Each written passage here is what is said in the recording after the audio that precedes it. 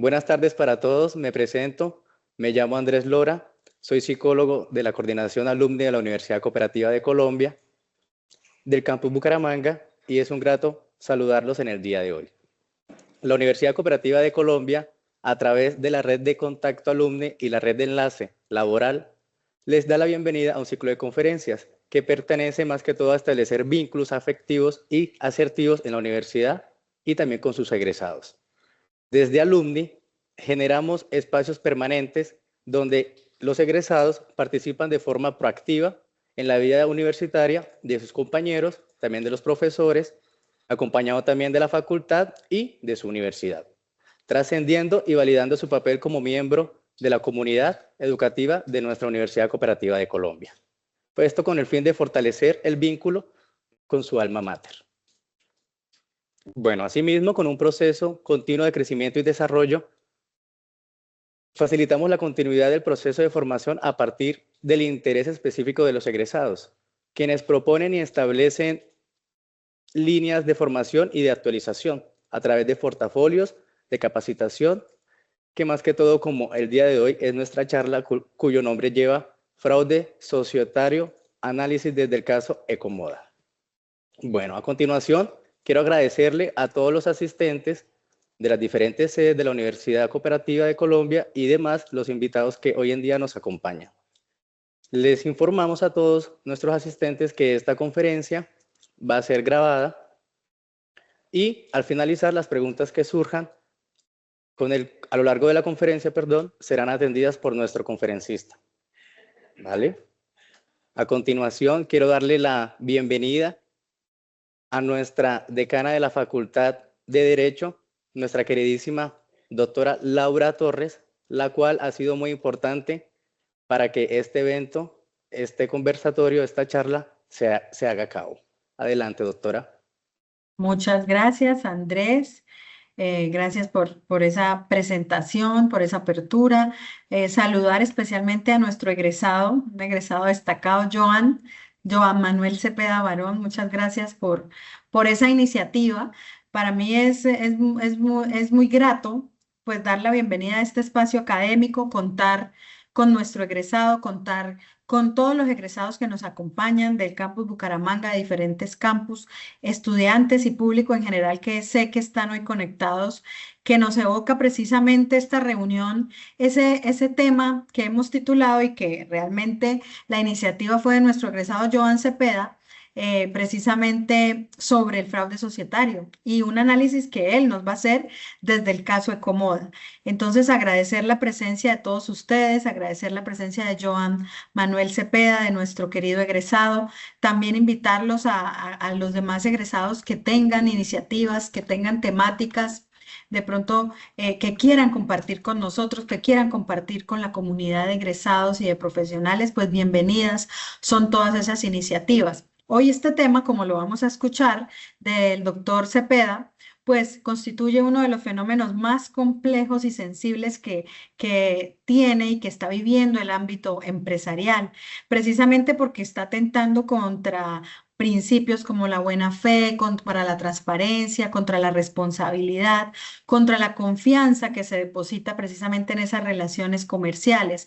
Entonces, hoy, y pues a partir de este caso, que es muy interesante, como se ha titulado desde el caso de Comoda, podemos tener una oportunidad muy valiosa de conocer a partir de esa narrativa que de pronto muchos de nosotros conocimos en esa gran novela colombiana, y poder conocer e identificar qué situaciones llevan a ese fraude societario y poder prevenir, ¿no?, esas conductas, que es lo más importante. Entonces, estos escenarios que se gestan desde egresados, muchas gracias a la coordinadora de egresados, a Andrés, al psicólogo de egresados, que nos permiten también llegar a ustedes con estos espacios, porque lo que hacen es fortalecer la capacidad de los estudiantes, de los egresados, de los abogados, del público en general, de cuestionar temas, ¿no?, de indagar en estos temas tan importantes, y nuevamente pues darles la bienvenida a que nos acompañen en todos los eventos que tenemos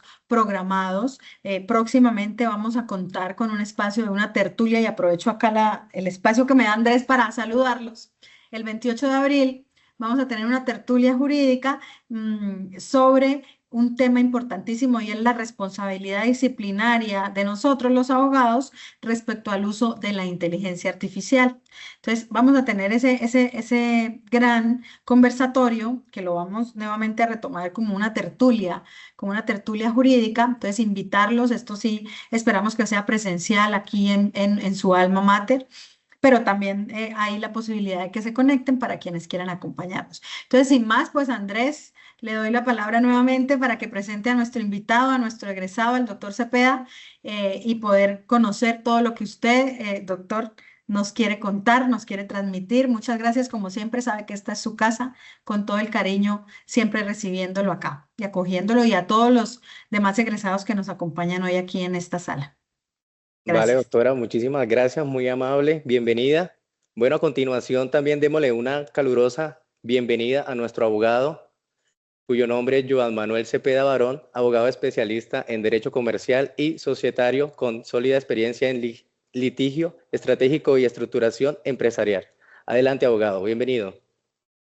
Bueno, pero muy buenas noches para todos. De antemano agradezco inmensamente el Buenas espacio que me noches. facilita la Universidad Cooperativa de Colombia. Agradezco a la doctora Laura Mercedes Torres Parada por facilitar este evento y a cada una de las personas que se encuentran presentes, por supuesto.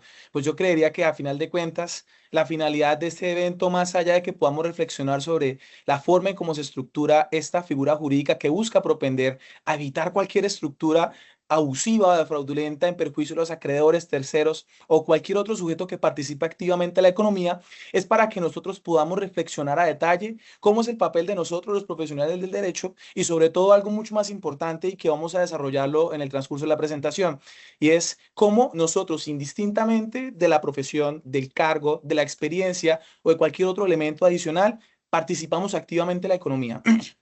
Y cómo nuestra participación en la economía define fuertemente si esta economía será próspera, será una economía inestable o cualquier otro escenario económico que se pueda llegar a presentar con diferentes tipos de organizaciones. Y entramos a hacer ya algo muy claro, la figura del abuso de la persona jurídica, que hoy vamos a hacer un enfoque al aspecto societario, es aplicable a todos los tipos de personas jurídicas existentes en el país, indistintamente que sean de naturaleza comercial, como son las sociedades comerciales reguladas por el Código de Comercio y otras normas que se han expedido a lo largo de estos más de 200 años de independencia colombiana, y también puede extenderse a las que son constituidas en naturaleza civil, aquellas que son de economía solidaria, como las cooperativas, las asociaciones mutuales, entre otras más. Pero bueno, no siendo más, he edificado para ustedes unas diapositivas para que podamos tener un margen de imagen que nos pueda ayudar a ilustrar con mayor claridad este tema, porque yo les voy a decir algo muy claro. El tema no es tan sencillo, tampoco es tan complejo, pero no está de más que podamos hacer uso de uno que otro tecnología de información y comunicación para poderlo ilustrar. En ese orden de ideas, nos compete el día de hoy poder reflexionar sobre el fraude societario del caso de Comoda, y vamos a empezar diciendo una cosa. El caso de Comoda no es un caso estrictamente para abogados, sino también se extiende para toda gama de sujetos que participen en la economía, tal cual como lo mencioné al inicio de la presentación, indistintamente que estemos en calidad de socios accionistas, que estemos en calidad de socios en una sociedad que sea no necesariamente capital. Aquí haciendo la precisión que las sociedades de capital son las sociedades anónimas, la sociedad por acciones simplificada, la sociedad en comandita por acciones o las sociedades de personas. Cada una tiene un régimen diferente, por lo menos de responsabilidad y sus efectos. Esto va a ser un escenario que nos va a servir a todos en la economía. Más aún que la economía nacional hoy en día nos está apuntando no solamente a supeditarnos a ejercer una actividad, sino que a magnificar, a diversificar cualquier actividad que nosotros económicamente nos pueda llegar a servir para abastecer todas nuestras necesidades. Tanto así que no solamente en mi caso me puedo desempeñar como abogado en mi escenario profesional, sino que también concomitantemente podré tener una sociedad de abogados, podré tener una sociedad que se dedique exclusivamente a la actividad ganadera, a la actividad agropecuaria, etcétera, etcétera. De forma que los aspectos económicos no los define un estado jurídico o no lo define una profesión. Eso nos convoca absolutamente a todos. Puntualmente quisiera empezar con algo que siempre quiero traer a colación en diversos escenarios en que yo me pueda entrar a sentar, como por ejemplo cuando me he reunido con la doctora Laura, que intentó enfatizar mucho a mis clientes, a mis amigos, a mis conocidos, a mis colegas, y es que las instituciones jurídicas de derecho comercial no deben supeditar a la economía. Las instituciones jurídicas de derecho comercial deben estar dispuestas a que la economía pueda avanzar. De forma que si la economía avanza es porque tiene una buena base jurídica que le permita sostener la mayor cantidad de las operaciones que normalmente se puedan llegar a ejecutar en un país. Pero si el derecho comercial se constituye como un elemento obstaculizador para la economía, hombre, apague y vámonos. No sirve entonces un sistema jurídico que llegue a obstaculizar el desarrollo económico que, además de que sirve para efectos personales, también tiene una finalidad social. De forma que hoy el enfoque que le vamos a hacer va a ser un enfoque socio-jurídico-económico, en la medida que estos tres factores influyen perfectamente en esta icónica novela. Pero es importante precisar una cosa. ¿Qué es un conflicto societario? Porque naturalmente nosotros escuchamos a cada rato la teoría del conflicto, lo escuchamos en los mecanismos alternativos de solución de conflicto, escuchamos conflictos cuando estamos hablando en materia psicológica, en materia ambiental, pero más que todo vamos a centrar el debate o el tema de conversación en que los conflictos societarios es cuando quienes participan, bueno, se exige dos aspectos puntuales. Es primero, que la participación sea por lo menos de un ente que tenga naturaleza societaria, de forma que no vamos a decir que un conflicto societario participa una fundación, tampoco una cooperativa o una asociación mutual. No, los conflictos societarios se circunscriben estrictamente en las sociedades, en ese tipo jurídico que ha sido destinado exclusivamente para actividades y explotación económica. De forma que también nos lleva a una segunda acepción. Cuando hay conflictos societarios, no solamente hay entre sociedades, no necesariamente de entre una SAS contra una SA, no es una limitada contra una sociedad anónima. Perfectamente un conflicto societario también lo hay con las sociedades comerciales, de hecho. Así como también tenemos conflictos societarios entre la asamblea de accionistas y sus administradores, que para este caso, los administradores de la sociedad de Comoda vendría siendo toda la junta directiva, vendría siendo Armando Mendoza, Beatriz Aurora, y para el caso de Inversiones Terramoda, que es el tema del fraude societario que más adelante vamos a abordar, vendría siendo mi gemelo Nicolás Mora. Otros escenarios también de conflictos societarios cuando es un acreedor que quiere atacar una sociedad comercial, entre otros escenarios más. Pero es importante diferenciar que existen conflictos societarios y existen conflictos contractuales o conflictos negociales. ¿Cuál es la diferencia? Que el conflicto negocial tiene una raíz diferente a la naturaleza societaria, en tanto que el conflicto negocial se circunscribe, por ejemplo, en negocios relacionados con títulos, valores, cualquier tipología contractual que consagre el Código de Comercio o cualquier otro tipo de contrato que podrá ser de suministro, un contrato de prenda, un contrato de hipoteca, etcétera, etcétera. Son aspectos estrictamente negociales y que el debate se circunscribe en una normatividad negocial. Pero es conflicto societario cuando ya el debate se circunscribe en una eventual omisión o pretermisión de normas societarias, bien sea la SAS, bien sea la sociedad anónima, que son puntualmente unas normas especiales, que son el Código de Comercio, la Ley 222 de 1995, la ley 1258, que es la que expidió la sociedad por acciones simplificadas, entre otras más. De tal forma que ahí abajo de la pestaña podemos ver que conflictos societarios encontramos la desestimación de la personalidad jurídica, que tiene fuerte incidencia en el caso que vamos a hablar, escenarios de abuso del derecho del voto, la ineficacia de las decisiones sociales, la anulabilidad sobre el acto constitutivo, entre otros más, que desafortunadamente el tiempo hoy nos quiere jugar en contra y vamos a intentar optimizar lo que sea posible para que este espacio, más allá de que sea un encuentro donde podamos exponer una serie de ideas y una serie de análisis sobre el caso de Betty la Fea, también podamos reflexionar y podamos absolver dudas e inclusive plantearnos nuevas ideas sobre la forma en cómo las actuales incidencias o las actuales tendencias del derecho societario funcionan en Colombia. Quiero hacer, ahora sí para entrar en materia, bienvenidos nuevamente, ponerles algo a colación. Y es que las tendencias societarias, cuando salió Betty la Fea, que de hecho les debo decir que yo ni había nacido, son muy diferentes a las actuales tendencias societarias que tenemos a 2026. Por lo menos, digamos que cambió desde 2018, porque por allá en 1999, el 25 de octubre, cuando se estrenó el primer capítulo de Betty la Fea, todavía se seguía regulando un marco societario bastante quieto, un marco societario que tenía como fundamento 1971, cuando se expidió en aquel entonces el Código de Comercio, cuya codificación venía trabajándose desde el 50. Hoy en día, las actuales tendencias del derecho societario ya no se centran en saber cuál es la diferencia entre una sociedad limitada y una sociedad de comandita simple, que por qué es mejor una sociedad anónima a una sociedad en comandita por acciones. Esos debates dejémoselos a los diplomados. Esos debates dejémoselos a las dos primeras clases de derecho societario en un pregrado. Hoy en día las actuales tendencias societarias están enfocándose a los conflictos societarios, porque las sociedades se han edificado como un instrumento para potencializar, para maximizar, para proteger los intereses de quienes participan en la economía, así como eventualmente lo hubiese hecho Ecomoda en su tiempo. Pero entonces, haciendo uso de una expresión muy barranquillera, les debo decir que hace unos días estaba en Barranquilla y de hecho allá me encontré el superintendente de sociedades y conversamos sobre la sociedad monomeros, conflictos societarios. Hago alusión de qué hubiera sido si el pleque, el bololó, es decir, el inconveniente de Comoda hubiese acontecido en el 2026. Y eso tiene una razón básica. Si nosotros analizamos el conflicto societario a 1999, decimos, ¿y eso para qué nos sirve? ¿A mí de qué me sirve cómo voy a solucionar el conflicto societario de don Armando con doña Beatriz, indistintamente de su relación sentimental, si a mí me van a demandar en 2026? Si la norma o el proceso que se me está juzgando es proceso 2026 y no 1999. Entonces, en ese orden de ideas, vamos a hacer una actualización, vamos a refrescarnos y vamos a trabajar todo a partir de 2026, es decir, con las actuales tendencias del derecho societario.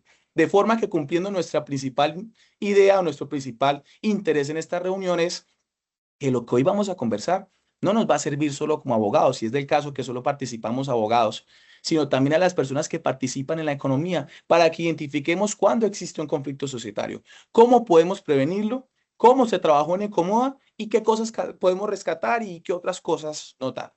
Entonces, pero para iniciar y para ir al grano, lastimosamente, y revisando un poco el marco de la Ley de Derechos de Autor, que es la Ley 23 de 1982, no nos era tan fácil o tan sencillo asumir el riesgo de traerles la exposición de un capítulo puntual de cómo se desarrolló el fraude societario en Betty la Fea. Tengo por ahí un micrófono abierto, ¿será que hay alguna pregunta? Ah, no. Bueno, sigamos. Entonces, lastimosamente no lo podemos. Yo creo que RCN Televisión se nos demoraba muchísimo en autorizarnos la reproducción de su obra, de su obra bajo sus derechos morales o económicos. Y pues entonces vamos a dar un contexto y es que vamos a nadar un poco hacia lo que ocurrió en el capítulo de Betty, en donde Armando Mendoza, como primer punto, decide hacer una inversión desacertada, acelerada y altamente riesgosa. Decide conseguir un capital producto de préstamos financieros para poder adquirir una serie de materia primas para una empresa de dudosa procedencia en Panamá. Por eso te pasa que cuando se hace la adquisición, se viaja y se hace el pago, la consignación, sobre la cual voy y digo, Ecomoda, que es una sociedad gigante, una sociedad altamente potencializada, una sociedad con una marca ampliamente posicionada en su mercado, decidió acudir préstamo a diversos bancos para poder entonces financiar la adquisición de esas prendas. Y esto tiene una razón de ser, y es porque Armando Mendoza llega a ser la presidente de la junta directiva, que aquí hacemos una precisión, Armando Mendoza no es accionista, Armando Mendoza solo es presidente de junta directiva, que hay un margen diferente y pues ahorita a modo de reflexión lo podemos dividir. Armando Mendoza, para poder cumplir con el plan plantado a la junta directiva sobre la cual él ganó la presidencia, dice, tengo que conseguirte la buena calidad. Y para ello consulta con la sociedad de dudosa procedencia en Panamá y lastimosamente llegada a Bucaramanga, perdón, estoy tan enamorado de Bucaramanga, lastimosamente llegada a Bogotá, la dirección de aduanas, que en ese entonces nos le llamaban DIAN, decidió incautársela. Es decir, decidió bloquear la operación o bloquear la distribución de la materia prima aquí en la ciudad de Bogotá, donde era destino a Ecomoda. Eso naturalmente representó un lío económico inmenso a Ecomoda en la medida que tras de que se quedó sin materia prima para producir y poder expandir o desarrollar todas sus actividades económicas, adicionalmente se quedó endeudada con los 1.001 bancos sobre los cuales pidió el préstamo. Eso naturalmente nos lleva al punto 2 del contexto. La sociedad presentó un pasivo tan insuperable que ese pasivo lograba superar el monto habitual de sus ingresos, que además no iban ingresos porque no había tela con qué producir y vender, no iban a haber actividades económicas, lo que naturalmente también iba a afectar a su patrimonio, circunstancia que claramente los llevó a un declive en su actividad económica, a lo cual Armando Mendoza, como último punto 13, ya en medio de este contexto, decide, tal cual como estoy citándolo en las diapositivas, voy a proteger a Ecomoda. Y aquí un paréntesis, y me excusará la doctora Laura, me excusarán todas las personas que están presentes, cuando, no sé si ustedes se acuerdan, esa parte del capítulo de Betty en la que Patricia llega y dice, llegaron los meseros, y llega Armando y le grita horrible y sus cosas. Ahí donde Armando dice, Cuando le pregunta a Daniel, el hermano de Marcela, le dice que la empresa de Armando dice, la tengo protegida. Tal cual fue el mismo planteamiento, la misma premisa que Armando lo hizo en ese capítulo. Voy a proteger a Ecomoda. ¿Y la protección de Ecomoda cuál era? Bajo la teoría que hizo Armando fue, queremos una nueva sociedad, que esa sociedad sea diferente a Ecomoda y que con esa sociedad nosotros vamos a constituir una obligación económica sobre la cual vamos a garantizar el cumplimiento de esa inexistente o digamos defraudatoria obligación económica, vamos a constituir una prenda sobre establecimiento comercial. Es decir, que Armando dijo, yo no voy a permitir que por mi cagada en la inversión, por mi cagada en arriesgar toda la operación financiera con los diferentes bancos, esos bancos me vayan a embargar todo mi establecimiento de comercio. Por lo tanto, él dijo, creo la nueva sociedad, le dio los recursos a Beatriz, Beatriz participa como accionista. Bueno, accionista no tanto, pues como única socia porque es una empresa unipersonal, ya lo reflexionamos y ahí constituye la nueva que es Inversiones Terramoda. Tal cual como se dice acá. El análisis al fraude societario, si bien nace de Ecomoda, no es Ecomoda directamente, sino es indirectamente Terramoda, que es quien sostiene la prenda general la prenda sobre establecimiento comercial a Ecomoda. Aquí entonces vemos, damas y caballeros, dos escenarios de fraude. Así a grosso modo. Un primer escenario que es la constitución de una persona jurídica para que actúe como acreedora insatisfecha de Ecomoda. ¿Qué quiere decir? Que Inversiones Terramoda, al constituir prenda sobre establecimiento comercial, diga, yo tengo una obligación económica con Ecomoda, pero Ecomoda no me ha pagado. Y como no me ha pagado, voy a hacer uso de mi derecho de satisfacer mi crédito a partir del establecimiento comercial de Ecomoda. Y eso pues naturalmente se escribe en el Registro Único Empresarial y Social, que es de las siglas RUES, que aparece naturalmente en los certificados de matrícula mercantil de cada sociedad o de cada persona natural que desempeña actividades económicas. ¿La finalidad es legítima? Para nada. La finalidad es defraudatoria. ¿Por qué? Porque la razón de ser de la existencia de esa nueva sociedad no se hizo bajo un escenario de buena fe. No se hizo porque Armando quería expandir todas sus actividades económicas. No, el origen, la voluntad, la razón de ser de la constitución de esa sociedad es sencilla. Defraudar a los acreedores de Ecomoda por el préstamo a raíz de la inversión absurda que él hizo para adquirir esa materia prima. Y que eso consecuentemente nos lleva a un segundo escenario, que es la constitución de la garantía real sobre el establecimiento de comercio de Ecomoda. Ambas finalidades defraudatorias, porque a final de cuentas la razón de ser, el origen de esa vinculación jurídica, la creación de esos instrumentos jurídicos, no son para propender para el desarrollo de la economía. No son instrumentos jurídicos que fueron edificados para que Ecomoda pudiera maximizar o potencializar sus actividades y sus utilidades y sus actividades. No, se hizo con el propósito de que los bancos no pudieran atacar directamente a Ecomoda, sino que utilizar Inversiones Terramoda para que proteja, bloquee el ataque que lleguen a hacer los bancos. Por una sola razón y por razón de este evento, ya si nos queda espacio reflexionamos sobre la segunda actividad que vendría siendo la constitución de la garantía real, vamos a limitarnos a reflexionar sobre el abuso de la personalidad jurídica de la sociedad. Y oigan, yo les quiero decir algo. Lastimosamente, hoy en día el concepto, a pesar de que no es un tema novedoso, el abuso de la personalidad jurídica de la sociedad es una figura que necesariamente se ha venido decantando inclusive por allá desde 1800 y péguele, cuando los pioneros de la revolución industrial dijeron, vamos a crear una sociedad, un tipo de sociedad que es la sociedad de capital, que tenga dos beneficios. Un beneficio de personalidad jurídica independiente a sus asociados y que consecuentemente nos traiga una limitación de responsabilidad. Lastimosamente, la finalidad era legítima, pero hoy en día la finalidad se ha ido como que desviando hacia intenciones malversas, intenciones que no corresponden a una conducta normal de un buen empresario, a una conducta normal de una buena propensión por la economía.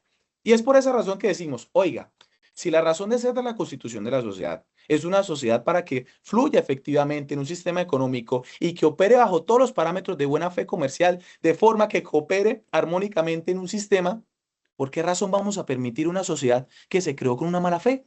¿Por qué razón vamos a permitir una sociedad que abusa la personalidad jurídica de las personas? Vuelvo y digo, esos son los casos excepcionales. No todas las sociedades son así. No vayamos tampoco a interpretar que apenas nosotros veamos un contrato con una SAS, ya inmediatamente pensemos que es una sociedad que se ha edificado para malversar recursos, una sociedad que se ha edificado para una cosa y la otra o para cualquier otro escenario que pueda implicar directo o indirectamente una afectación para los intereses de los terceros, una afectación para los intereses de los demás. Y es que vean que dos atributos son los básicos que inclusive, viendo en la ley 1258 que crea las SAS, los enumera. Son sencillísimos. De los 40 y pegue artículos que tiene la ley 1258, en los dos primeros hablan sobre la novedosa incorporación de la sociedad de capital, que no solo lo tiene la SAS, lo tiene la sociedad anónima y lo tiene la sociedad en comandita por acciones, solo que la SAS como que lo refuerza y lo retrae una vez más. Comprendo que de pronto puede llegar a existir personas que no entienden el tema de los atributos y no está de más que hagamos una breve reflexión. Cuando uno habla de la personalidad jurídica independiente de sus asociados, es que una vez constituida la sociedad, una vez constituido ese ente, es completamente diferente a quienes lo crean.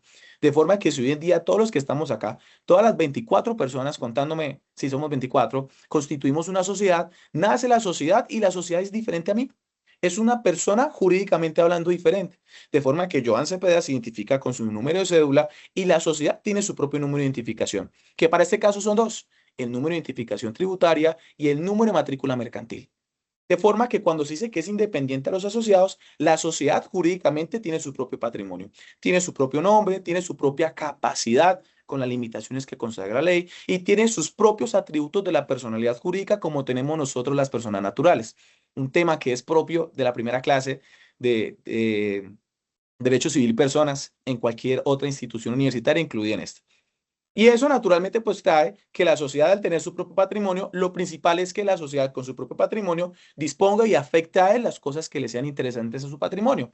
Es decir, y en pocas palabras, para verlo de la arista patrimonial, cuando se constituye la sociedad con este primer atributo, que es la sociedad formal, hay una individualización de patrimonios. Una cosa es mi patrimonio personal, una cosa es mi patrimonio familiar, que es con el que yo me valgo para ir al trabajo, que es con el que yo me valgo para ir a tomarme unas cervezas con mis amigos, con el que yo me valgo para ir a visitar a la doctora Laura y cuadrar este tipo de eventos tan buenos, tan bacanos. Y otra cosa es el patrimonio sobre el cual la actividad, la persona jurídica que es independiente a mí, se vale para desarrollar y completar sus actividades económicas.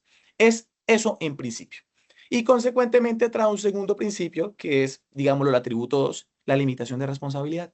La limitación de responsabilidad no es nada más y nada menos que, si bien yo soy accionista, si bien yo participé en esta sociedad de capital, cualquier inconveniente, pasivo, deuda, sistema de responsabilidad, lo que usted quiera decirle, no lo respondo yo, lo responde la sociedad, porque yo tengo el beneficio de que como incorporé una sociedad de capital, y esa es la finalidad, yo me protejo de mi patrimonio personal porque para eso esa sociedad tiene su propio patrimonio.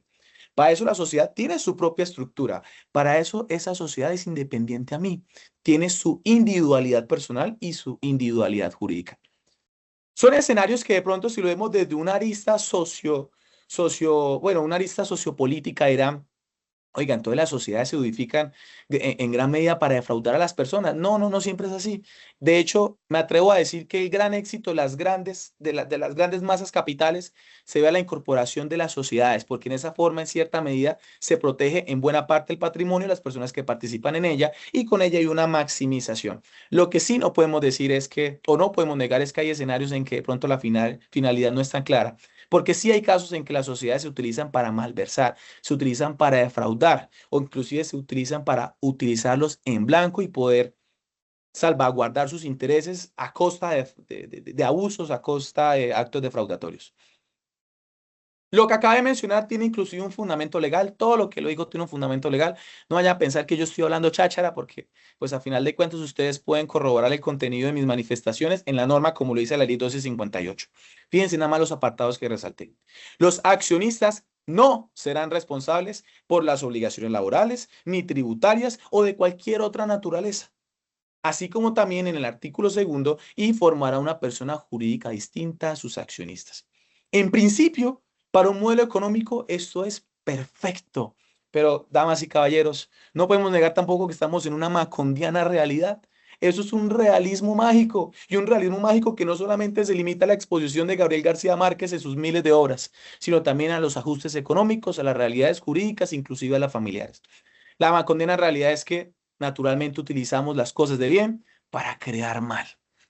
Ahora, cuando yo les hablé de que hay ocasiones en que se abusa la personalidad jurídica en materia societaria, es decir, las sociedades que se utilizan las personas jurídicas que son estrictamente derecho comercial, derecho societario, hay unas normas que nos regulan, hay unas normas especiales. Recordemos el componente básico, la interpretación de las normas, las reglas que regulan las conductas, digamos que para penal está el Código Penal, el Código de Procedimiento Penal, que para civil, que para familia unas ciertas normas, pues para comercial tenemos el principio de especialidad y esa especialidad hace que tengamos normas puntuales para algo. Pues para nuestro caso, las normas puntuales que regulan las actividades societarias, no hay un listado detallado que nos digan los fraudes societarios o los comportamientos societarios, o cuando usted pueda evidenciar un fraude societario son este y este. No, no hay un listado taxativo, no hay un listado detallado. La norma solamente se decanta en decir, cuando la norma, perdón, cuando la sociedad se utilice para un fin defraudatorio, dejando pues esa concepción o esa denominación bastante amplia, ya está a criterio del intérprete, del legislador, bueno, el legislador no, pues el legislador la hizo y no hizo nada, ya estará a criterio del juez, que en este caso es el superintendente de sociedades, o estará a la jurisdicción ordinaria, identificar y analizar bajo los parámetros legales, que podrían ser las normas que nombré o las sentencias que expida la superintendencia de sociedades, donde le corresponde determinar cuándo hay o cuándo no hay fraude societario. Pero hay dos casos que son los genéricos, que son los que se utilizan normalmente para las clases y para exponer la dinámica de los fraudes. Vamos a hablar de fraudes. Y cuando hablamos de fraudes, es para que lo tengamos en dos aristas. La primera es de una arista académica, no para que la malinterpretemos, no para que la vayamos a usar, no es para que el día de mañana llegue y salga y diga, no, es que Joan Cepeda auspició la creación de un fraude. No, porque los fraudes se pueden tumbar. Todos los fraudes se tumban siempre y cuando estén bien fundamentados, como a continuación lo vamos a exponer. Pero hay dos básicas dinámicas de fraudes para que la podamos identificar. Y esta identificación tiene dos finalidades. La primera, para que no la hagamos, naturalmente. Y la segunda, la más importante, para que cuando nosotros identifiquemos inconvenientes en el normal giro de una operación económica, digamos, oiga, eso es un fraude societario. Y esto me lo explicó Joan Cepeda gracias a la Universidad Cooperativa de Colombia y a su red de egresados y a todas las personas que están aquí presentes. Este fraude va a propender, esta identificación de fraude, activo las acciones jurídicas de las que haya lugar y así protejo mis intereses económicos. El primer escenario, muy básico, pero es demasiado básico, se llama el marchitamiento deliberado societario. Vuelvo y digo, no hay un listado taxativo. La norma solo dice, identifique cuando hay un escenario de fraude societario y usted mira a ver cómo lo aplica, cómo lo fundamenta. El marchitamiento deliberado societario es cuando una sociedad decide constituir otra sociedad y transferir no solamente sus activos operativos, sino también transferir toda la actividad económica. Como lo coloco en el ejemplo y con el mayor respeto de Warner Bros., utilicé la empresa de Industrias Wayne, que es la de Batman, que es mi personaje favorito. Entonces, Wayne Corp S.A., que es una sociedad anónima, es deudora del Banco Joan Cepeda S.A. Entonces, Banco Joan Cepeda es acreedor de una deuda que tiene Wayne Corp. Y Wayne Corp dice, pues pucha, yo no le quiero pagar.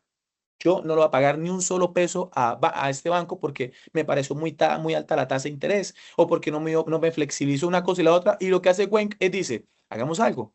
Voy a crear otra sociedad. Entonces, Wayne está acá. Esta vendría siendo Industrias Wayne SAS. Fíjense la diferencia de los tipos societarios. Voy a crear otra y a esta otra hago las mismas actividades que hace Wayne Corp. De forma que Wayne Corp dice, yo me mantengo activa, pero no facturo ni un solo peso, porque la actividad, la facturación, el desarrollo y el despliegue de todas las actividades propias de una sociedad, la hago con Industrias Wayne. ¿Qué hace Banco Joan Cepeda? Él dice, oiga, voy a cobrarle a Wayne.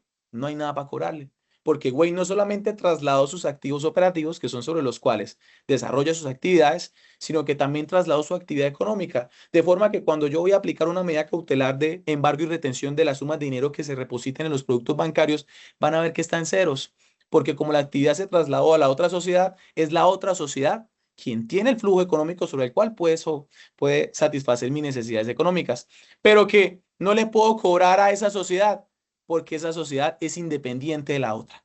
Son dos naturalezas jurídicas independientes, son dos estructuras jurídicas independientes. Y a pesar de que yo diga, pues pucha, pero si los mismos accionistas de Wayne están en Industrias Wayne, ¿por qué no les puedo cobrar? ¿Por qué no? Porque a final de cuentas el vínculo jurídico, naturaleza comercial sobre el cual se soporta esa relación crediticia económica que se tiene con Wayne, la tienes Banco Joan Cepeda y Wayne Corp S.A., pero no la tiene Industrias Wayne.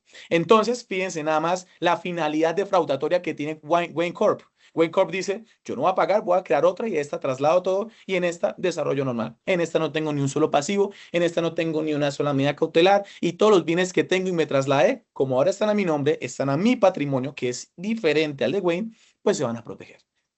Ese vendría siendo el marchitamiento. Ya el solo nombre nos da una vaga idea tal vez, pero con el solo hecho de pensar en el marchitamiento es cuando la sociedad camina y se va a otro lugar, cuando la operación, la actividad económica se va a nombre de otra sociedad. De forma que cuando ustedes vean, y eso es muy normal verlo, y no me lo negarán varios colegas, entre esto Erika, que le mando un fuerte saludo, mi compañera de especialización en Derecho Comercial, también Mayerly, vemos que hay muchas sociedades inactivas en los registros únicos empresariales de las cámaras de comercio, porque las cámaras de comercio, yo lo voy a decir, y yo sí tengo los pantalones para decirlo, las cámaras de comercio son una notaría más. Ellas no propenden ni a potencializar ni a proteger el sistema. No, ellos solamente se encargan de registrar y hacer un control es mínimo formal sobre cada acto constitutivo. Pero van a ver que cuando ustedes van a revisar, uy, esta sociedad no ha renovado matrícula mercantil desde el 2020, pero sigue funcionando, pero está funcionando bajo otro tipo societario. Es decir, la sociedad se queda quieta porque no se puede liquidar ante la existencia de un pasivo, pero no significa que pudo haber creado otra sociedad y que con esa nueva creación trasladó, marchitó toda su operación económica. Esa es, damas y caballeros, uno de los primeros escenarios, el marchitamiento deliberado societario. Vuelvo a reiterar, no es que sean los únicos, son los dos mejores ejemplos que hay para que los podamos entender. Hay también otras figuras como son los conglomerados. Yo conozco un caso de una cadena de gimnasios aquí en Bucaramanga que tiene un holding de gimnasios y en unos suscriben otros contratos, en otros sí, en otros no, y ahí hay como que una sombra mínima de duda, pero no lo sabemos, tampoco vamos a divagar sobre eso para no generar un mal ambiente. Pero bueno, el segundo escenario vendría siendo la interposición societaria. A diferencia del marchitamiento, en el caso de la interposición societaria, yo no me transfiero a ningún lugar. Yo no nazco, yo no me muevo, yo no me marchito. Yo lo que hago es creo una nueva norma, creo un tipo societario, creo una sociedad para que yo trabaje a través de esa sociedad, tal cual como lo hizo Armando Mendoza. Armando Mendoza manda a crear una nueva sociedad y a pesar de que Armando no figura en los papeles, Armando es el que la manda. Otra cosa es que la administre Betty, otra cosa es que, bueno, y que después de la novela Betty termina cogiendo la sociedad, supuestamente según los abogados de Cómoda. Pero lo que hace Armando Mendoza es, voy a crear una nueva sociedad y que esa sociedad trabaje por mí, pero yo no aparezco en nada. Esa es la interposición societaria. Cuando uno dice, él trabaja interpuesta persona, es decir, que hay alguien que está trabajando a mi nombre, pero el que manda soy yo. Es decir, yo tengo una figura de papel y esa figura de papel lo que me va a servir es que yo no me involucre directamente, sino que indirectamente estoy relacionado a ello, pero directamente pone la cara a la sociedad. Como es el caso de Bruce Alberto Wayne Mosquera, que es una persona natural. Y Bruce Alberto Wayne Mosquera está sumamente, aquí se ve esto, espérenme un momento. Bueno, no sé si se ve el mouse, pero aquí estoy señalando a importadora Joan Cepeda. Bruce Alberto Wayne Mosquera está interesado en suscribir un vínculo jurídico con la importadora Joan Cepeda. A lo mejor un contrato de suministro de camisas de la Selección Colombia, ahora que estamos a puertas del Mundial y esperando que convoquen a Falcao. Y yo digo, oiga, Bruce Alberto está interesado en comprarle a la importadora Joan todas esas camisas. Pero el hombre dice, yo tengo un patrimonio de 100 millones, pero yo lo voy a incumplir a este man. Tengo una finalidad bárbara, una finalidad grosera. Y yo digo, ¿yo para qué voy a arriesgar mi patrimonio? Yo no voy a suscribir el contrato.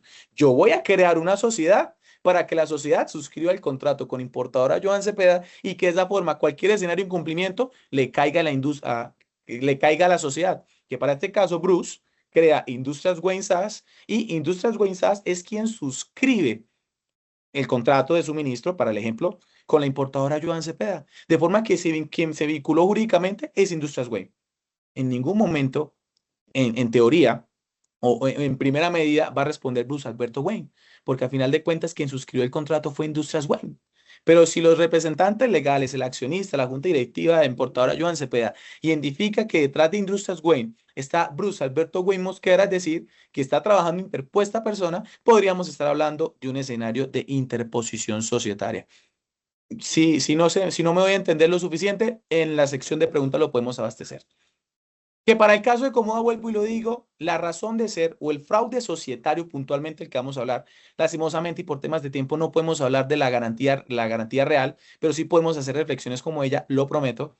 La constitución de la persona jurídica se hizo con el propósito de fraudar, de hacerla un elemento, un instrumento jurídico que permita proteger a Comoda, pero a costa de que todos los acreedores se vean insatisfechos en el pago de sus obligaciones financieras, en la satisfacción de sus créditos personales. ¿Qué se podría hacer?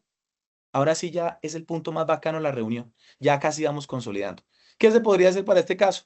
Pues para este caso tendríamos dos vías. atendiendo a la naturaleza del caso. Y aquí hacemos un paréntesis antes de colocar esa exposición. Cuando uno va a analizar un conflicto societario, los conflictos societarios, al igual que cualquier otro tipo de acción judicial, tiene sus parámetros, sus requisitos, tiene sus formalidades.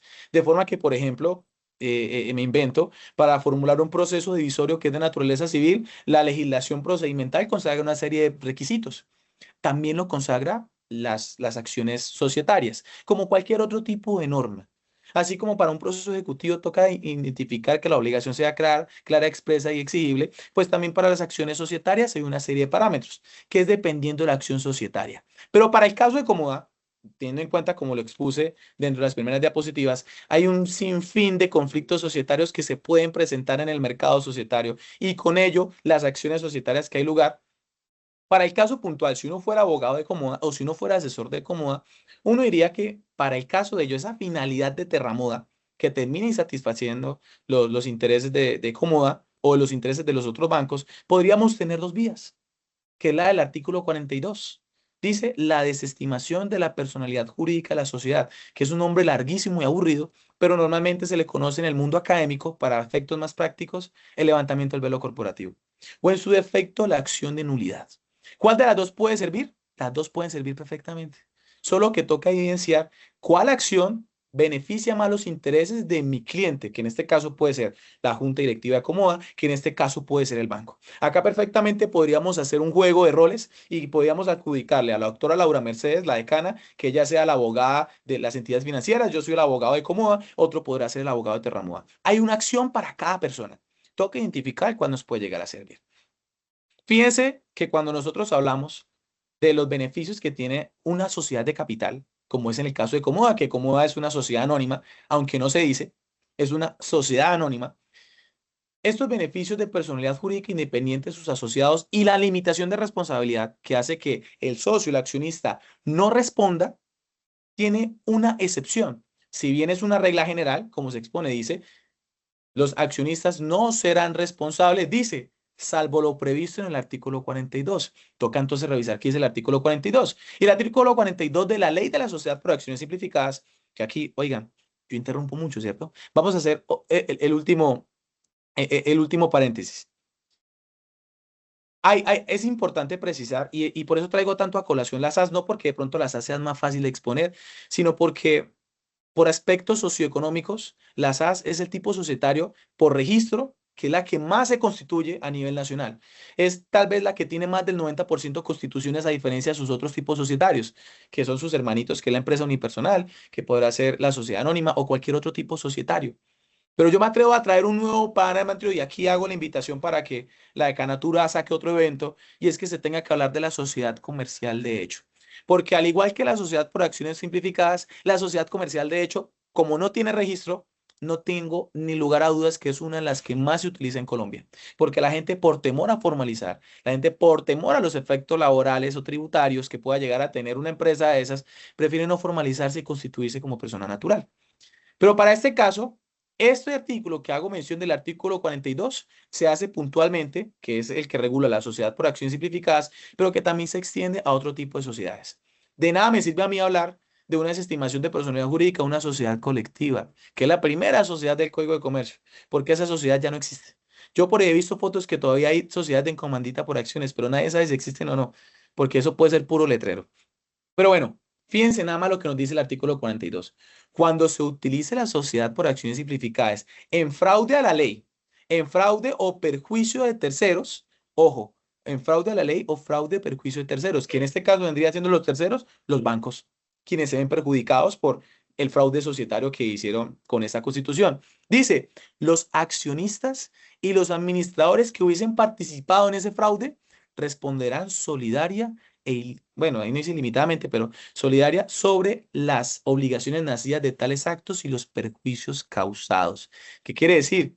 Que si en la sociedad Armando, que es administrador, participó con un accionista, los dos podrán responder por la constitución de esa nueva sociedad ante el pasivo que se está pretendiendo cobrar. Para que sea mucho más claro, si en este caso hubiese participado Roberto Mendoza y Armando Mendoza en la constitución de Inversiones Terramoda, perfectamente el banco busca tumbar esa sociedad y no solamente le va a cobrar a Comoda, sino que también le va a cobrar a Roberto y a Armando Mendoza, porque ambos tienen la calidad de accionista y la calidad de administrador correspondientemente. Ese tema ya lo reflexionamos al último porque hay que dejar un tema muy claro sobre eso porque no es muy claro en la novela, pero pues no está de más precisar que Roberto, además de ser miembro de junta directiva, también es accionista. A diferencia del hijo que es Armando, porque Armando solo es administrador o miembro de junta directiva, no es accionista. Pero fíjense nada más, nos dice, por haber utilizado la sociedad como fraude, ese beneficio que era que yo me protegía para que, para que el patrimonio mío no se hubiera afectado, se levanta. Por el solo hecho de haber utilizado un vínculo económico de protección de capital para defraudar a una o varias personas, a un tercero defraudar a la ley, ese beneficio me lo quitan, me levantan el velo corporativo. Ese velo que me protegía de que mi patrimonio no fuera afectado, me lo levantan. Y de forma inmediata, perfectamente el acreedor no solamente va a ir en contra de la sociedad, sino también va a ir en contra mía. Y yo no solamente voy a responder por el pasivo. Es decir, si en principio la sociedad debía, era la única deudora de esa suma de dinero, yo por haberla constituido de forma fraudulenta, ahora debe la sociedad y debo yo. Y cuando se habla de obligación solidaria, significa que el acreedor tendrá la disponibilidad de disponer o de satisfacer con la demanda el pago de sus créditos o contra la sociedad, o contra uno, o contra los dos, o contra los tres enteriticos. De forma que no solamente respondo por ese pasivo, sino vean nada más esa parte final del inciso primero, por los perjuicios causados. Un sistema de responsabilidad civil, que para este caso sería responsabilidad societaria. No solamente entonces voy a ser deudor de la obligación principal, sino que también va a existir un proceso, indistintamente la vía que lleguen a formular una demanda por daños y perjuicios o lo hagan con un incidente por vía incidental, voy a responder también por perjuicios. De forma que, damas y caballeros, si ustedes son accionistas o son inversores o son administradores y quieren hacer un fraude societario, piénselo dos veces. Piénselo dos veces porque no solamente la sociedad va a pagar, sino también usted va a pagar. Y no solamente va a pagar la suma de dinero que dio origen a la creación de ese acto defraudatorio, sino que también va a tener que responder por daños y perjuicios. Ahora, pero también no significa que podamos utilizar otra acción. Solo que esta otra acción, a diferencia de esta primera, que es la acción de nulidad, que está regulada por el Código de Comercio, no trae reconocimiento expreso de daños y perjuicios, pero no significa que no se puedan reclamar. Solo que el artículo 42, que es del 2008, que es más nuevo, a diferencia del artículo que regula la acción de nulidad, que es de 1971, y como les expliqué, desde el 50 existe ese código. Este código, este artículo, el artículo 405 no lo reconoce expresamente, pero no significa que no pueda lugar. Mientras que en la primera acción, que es la que estoy mencionando, que se llama levantar el velo corporativo, es decir, me quitan ese beneficio de ser socio, de no responder por con mi patrimonio las deudas de mi empresa, por haber hecho ese acto defraudatorio, lo que hace la acción de nulidad no es atacar directamente al accionista, al administrador que participó en el acto defraudatorio, no, allá atacas a la sociedad. De forma que en la primera acción, que es la desestimación de la personalidad jurídica, yo ataco al accionista. Le digo, accionista, ahora usted me paga. Y este juez va a ordenar que usted me pague así, así, de esta forma, solidariamente, por los perjuicios causados o por las obligaciones nacidas del acto defraudatorio. Sino que en la acción de nulidad, yo no ataco a nadie. Yo no estoy buscando que responda la sociedad. Yo no estoy buscando que responda el accionista. Yo lo que busco es atacar la sociedad. Que la sociedad, por la sola nulidad, que es bajo la teoría básica de las obligaciones, bajo la teoría básica de la ineficacia y la inexistencia de los contratos, que muchos de aquí nos inventamos con los libros del profesor Antonio Borges Urduz, se atacaría a la sociedad, de forma que la sociedad sería inexistente. Pues en el caso del artículo 42, la sociedad no deja de existir, solo que se le quita ese beneficio. Pero en la acción de nulidad, la sociedad sí deja de existir. Y es aquí donde nosotros, como abogados, como asesores, como consultores, como litigantes, como jueces, pues yo por ahí alcancé a investigar a una persona que ingresó y me parecía que trabajaba en un tribunal, creo que de Villavicencio. En nuestro rol como administrador de justicia, tenemos que identificar cuál va a ser la diferencia de la acción que va a atacar. Porque si la persona está buscando atacar solamente a la sociedad y que la sociedad jurídicamente deje de existir, nos vamos solamente con la acción de nulidad. Pero si nosotros queremos que la sociedad, listo, siga viva, no pasa nada, pero que ahora responda el accionista, pues yo lo ataco con desestimación de la personalidad jurídica, dependiendo del escenario. Y recuerden lo que yo planteé estrictamente desde un principio. El derecho comercial existe para servir a la economía y no es la economía la que debe supeditarse al derecho. De forma que el parámetro para definir necesariamente cuál tipo de acción va a utilizar, además de los mínimos escenarios de procedencia que consagra cada norma, pues también lo tengo que analizar desde la arista económica. ¿Qué me sirve más?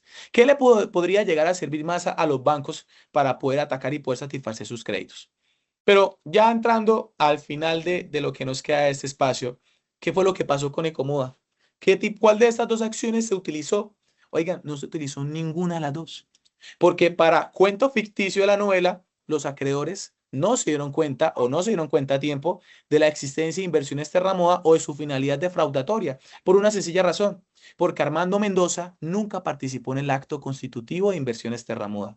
¿Quién participó como creador de Inversiones Terramoda? Beatriz Aurora Pinzón.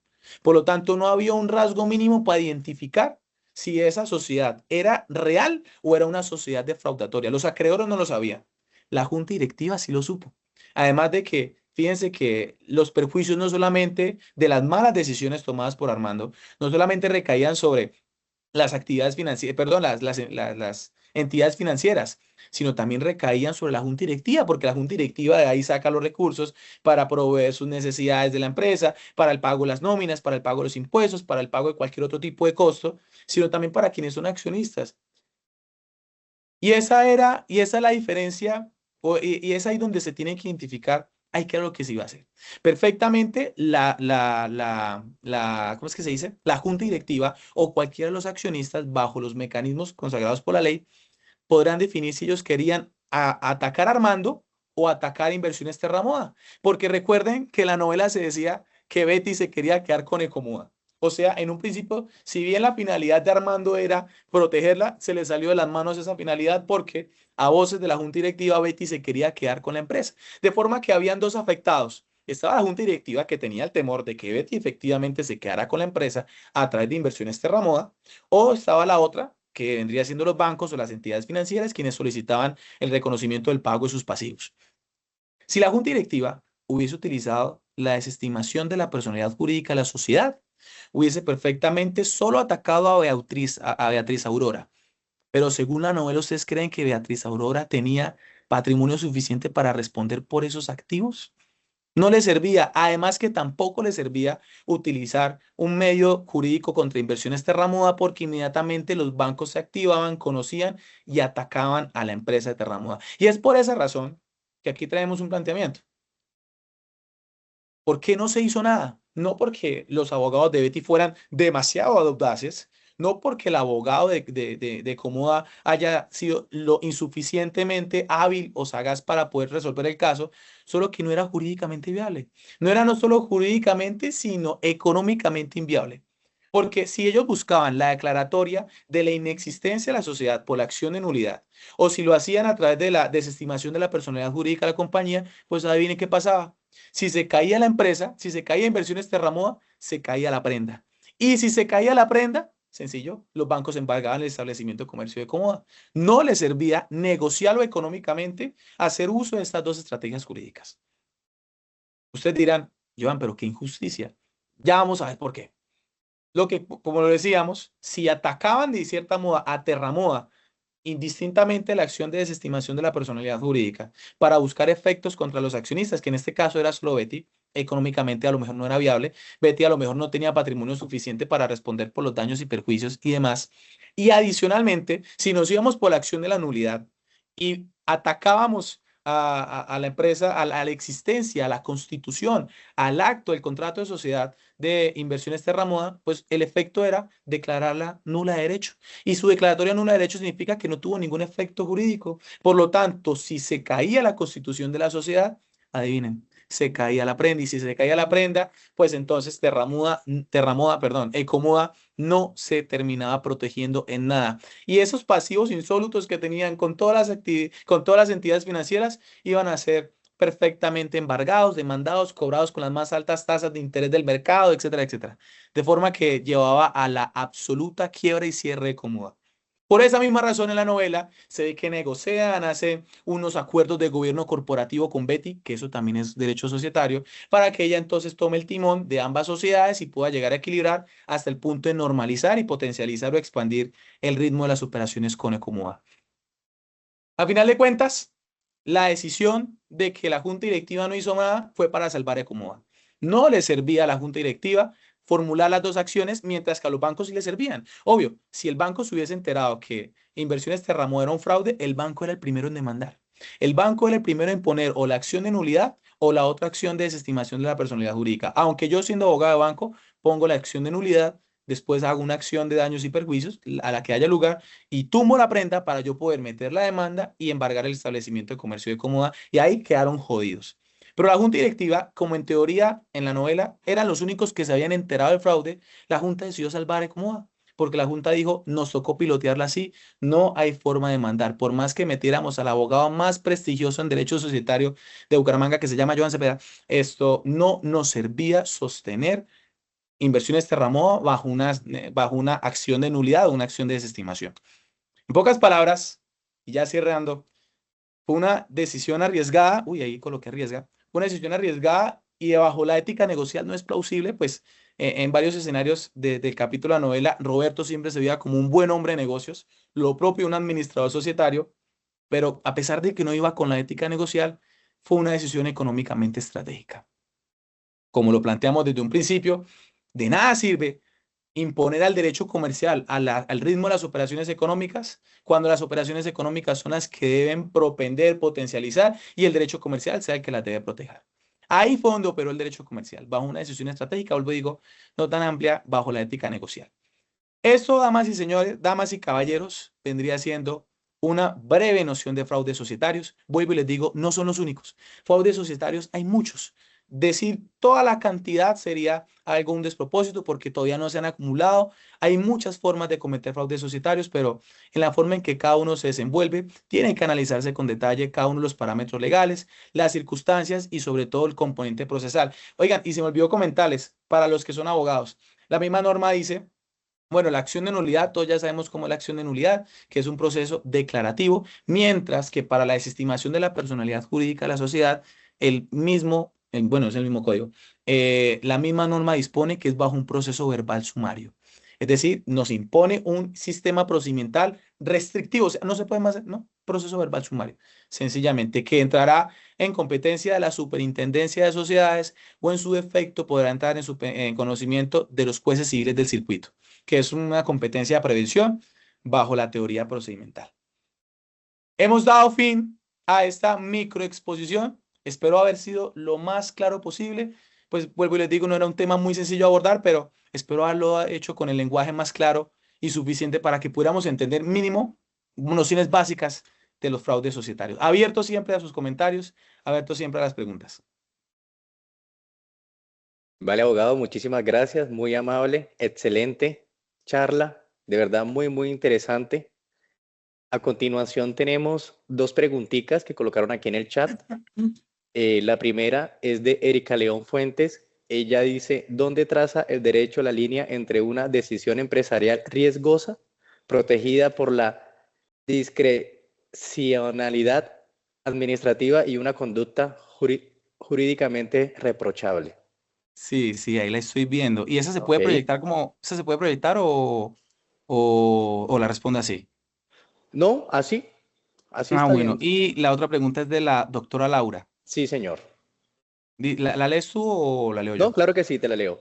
Considerando que Betty figuraba como una representante legal de Terramoda sin ser la verdadera administradora, ¿qué tipo de responsabilidad podría atribuírsele jurídicamente y qué elementos serían necesarios para determinar si actuó de buena fe o partícipe de fraude Fraude societario? societario. Listo, excelente. Bueno, respondiendo a la pregunta, al principal planteamiento que nos hace Erika, eso es un tema muy interesante porque resulta y pasa que en el derecho societario hay un principio que se llama el principio de la libre discrecionalidad que tienen todos los administradores. Es decir, si una decisión de un administrador no es la más provechosa para una sociedad, no significa por sí que hayan cumplido sus deberes societarios o sus deberes fiduciarios. Es decir, que la libre discrecionalidad es que se le otorga al administrador de una sociedad, indistintamente qué tipo de administrador, vuelvo y reitero, pueden llegar a ser los miembros de la junta directiva, pueden llegar a ser los representantes legales, pueden llegar a ser cualquier otro cargo que detente esas mismas funciones. Ellos tienen la libertad discrecional, esa libertad con el propósito de poder tomar decisiones estratégicas que puedan propender al desarrollo de la sociedad, indistintamente de que sean provechosas o no. Ella nos pregunta entonces, ¿dónde traza el derecho la línea entre una decisión empresarial riesgosa, protegida por la discrecionalidad administrativa, y una conducta jurídicamente reprochable? La Superintendencia de Sociedades ha fijado varios parámetros sobre este punto y los vamos a fijar así. La línea de distinción entre las dos es cuando el administrador toma la decisión riesgosa, profesionalmente hablando, desde el ámbito de la discrecionalidad, cuando lo hace en cumplimiento a la par de todos sus deberes fiduciarios. Es decir, el administrador tiene una categoría de deberes fiduciarios que son propios o los de un hombre de negocios. El hombre de negocios se entiende que es una persona que conoce economía, que toma decisiones acertadas indistintamente de los resultados. Y aquí es donde nosotros, inclusive en otras áreas que se llama el tipo de responsabilidad o la obligación, que es obligación de medios, es obligación de resultados. Para el caso de los administradores, si bien se espera un resultado, su obligación es más de medios, porque el resultado no lo define él, el resultado lo define la economía. De forma que si el resultado no es provechoso, en principio no es responsabilidad del administrador y no es el administrador, que en ese caso puede ser el representante legal o Armando Mendoza, la persona que entraría a responder o podría entrar a calificarse como una conducta jurídicamente reprochable. ¿Cuándo se califica o cuándo el derecho traza distinción? Dice, ¿cuándo es jurídicamente reprochable? Cuando la conducta se hace sin el más mínimo soporte en el cumplimiento de sus obligaciones fiduciarias, así como también en los estándares mínimos de un buen hombre de negocios. ¿Y cuáles son los estándares mínimos de un buen hombre de negocios? Primero, que el análisis o la proyección de un determinado plan de negocios encuentre un fundamento o soportado en decisiones económicas sabias, que encuentre un respaldo con los diferentes campos o departamentos o directores económicos, administrativos, contables o cualquier departamento que pueda tener su organización.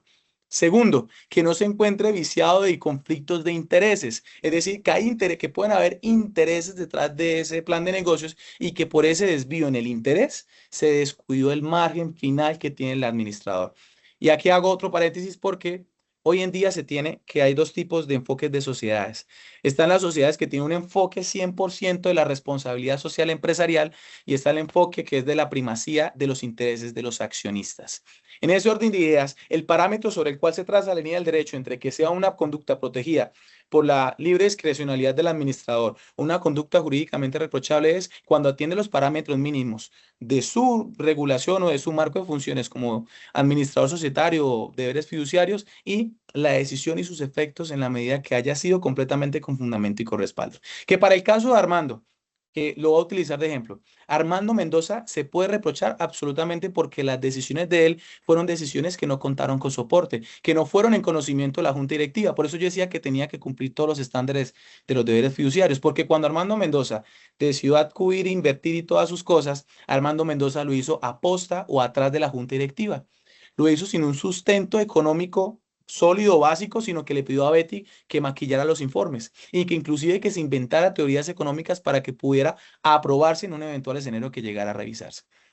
Entonces, el derecho traza esa línea cuando se cumplen a la par todos los derechos fiduciarios y a su vez cuando la decisión riesgosa tiene un fundamento siquiera plausible o lógico que pueda permitir a la empresa identificar que el riesgo existe, pero que es un riesgo que puede perfectamente manipularse o que puede perfectamente pilotearse sin que ello pueda llegar a representar a la sociedad un perjuicio de golpe o de entrada. Eso es. Y la segunda, esa sí me toca leerla porque no me acuerdo. Bueno, considerando que Betty figuraba como representante legal de Terramoda sin ser la verdadera administradora, ¿qué tipo de responsabilidad podría atribuírsele jurídicamente y qué elementos serían necesarios para determinar su acto de buena fe o como partícipe del fraude societario?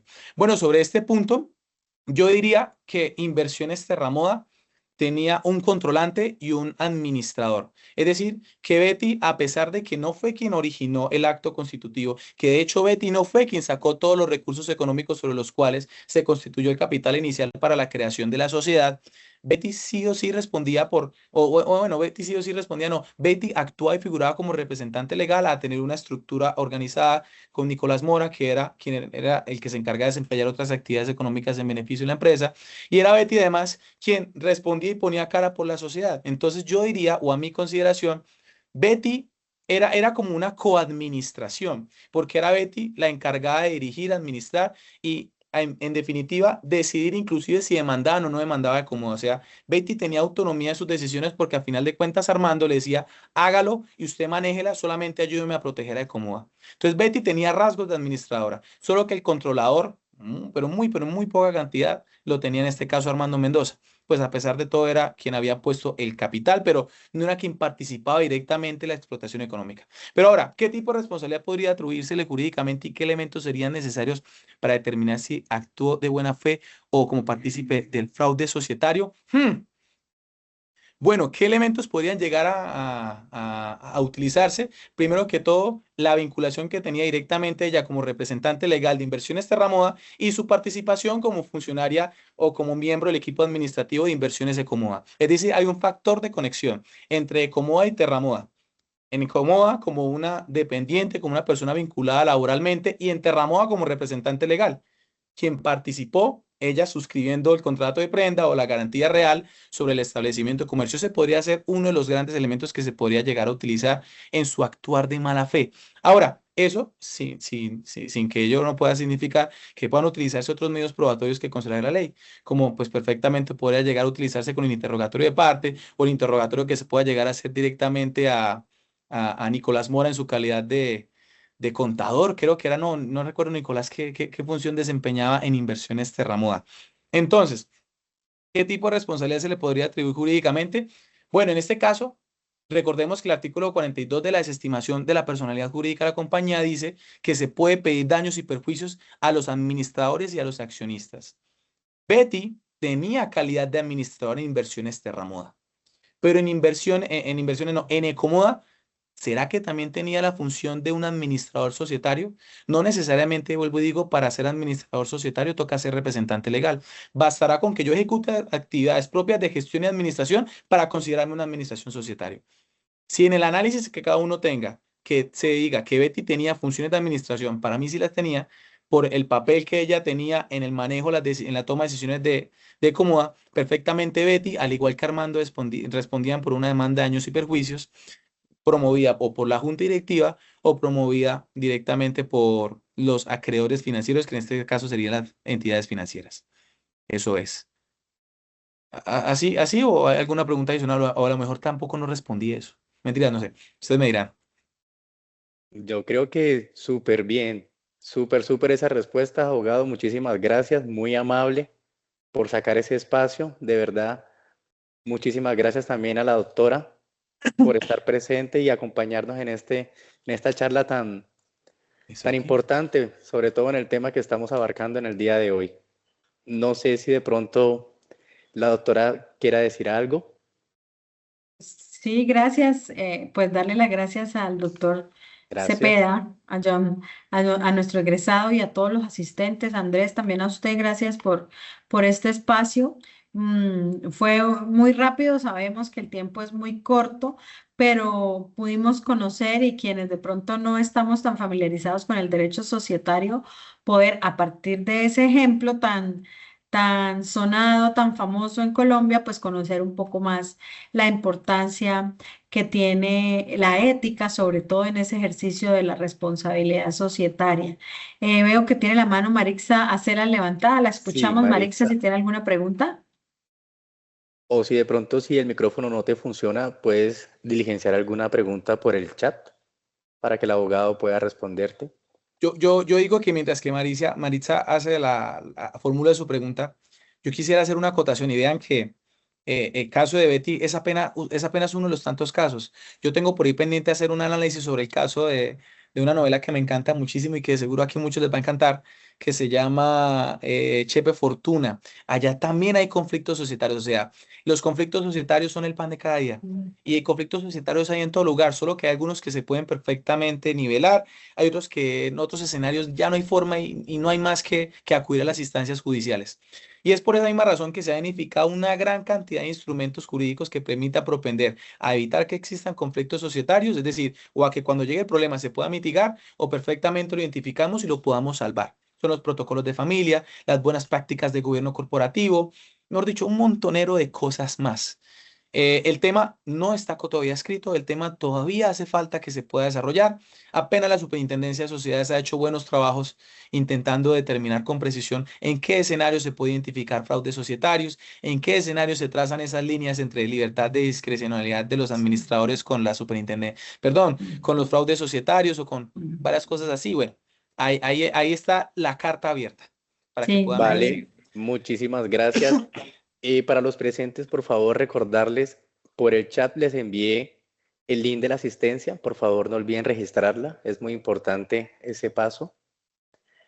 Muchísimas gracias, abogado. De verdad, muy enriquecedora la charla. Muchísimas gracias, doctora, Gracias. por el espacio, por ser un pilar tan importante para que esto se haga posible. No sé si de pronto, Nada, aquí los esperamos exacta, nuevamente con estos temas de actualidad interesantes. De verdad que Joan Manuel maneja un tema muy importante para el derecho que casi no es tan común, pero que se da, ¿no? Lo que decía usted es una línea muy delgada entre la administración y entre el fraude societario y uno no lo cree, pero yo creo que sí en el día a día, de pronto ustedes que están litigando en eso, Joan Manuel, pues hay situaciones y no se pensaba yo que también puede uno rayar en el tema penal, ¿no? Sí, sí, sí. De hecho, yo iba a hacer la acotación a inicio de la reunión. Yo les voy a decir, yo no sé nada de penal, yo no soy penalista, pero Sí. de seguro debe haber algún tipo de instrumento. De pronto, yo por ahí recuerdo que hay un tipo penal que se llama corrupción privada.